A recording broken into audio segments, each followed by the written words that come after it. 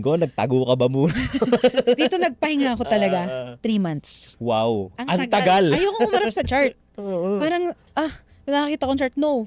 Gumagano. Tapos kinuklose ko talaga. Parang, andun yung trauma. Trauma. Oo. No? Pero sa subconscious ko, parang, gusto ko talaga eh.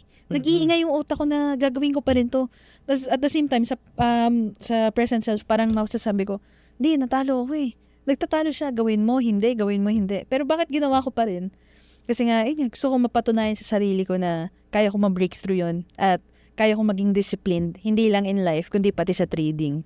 Balikan natin yung moment ulit na kumbaga second chance mo sa market. Kasi ang tagal nung 3 months. Ako, nakaka-experience ako ng mga drawdowns na malalaki. Sinasapak din ako ng market. Pero hindi ako tumagal yata ng 3 months na pahinga. Na nagpahinga. No? So, pero ikaw, ano yung nakita mo ulit? Ano yung nag-trigger ulit sa'yo na baka, sige nga, pasok nga ulit ako. So, sabak nga ulit ako after 3 months. Meron bang parang awakening moment ulit sa'yo? Sa self ko rin yun, Tito, na parang nasimulan ko na eh. Ang tagal kong inaaral, tagal kong sinimulan. Bakit ko biglang aayawan dahil lang sa isang ganong pagkakamali ko? Sabi ko, papakain ako sa mali kong yun. So sabi ko, hindi, gawin ko ulit.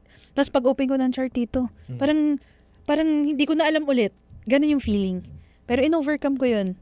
Naging patient ako sa sarili.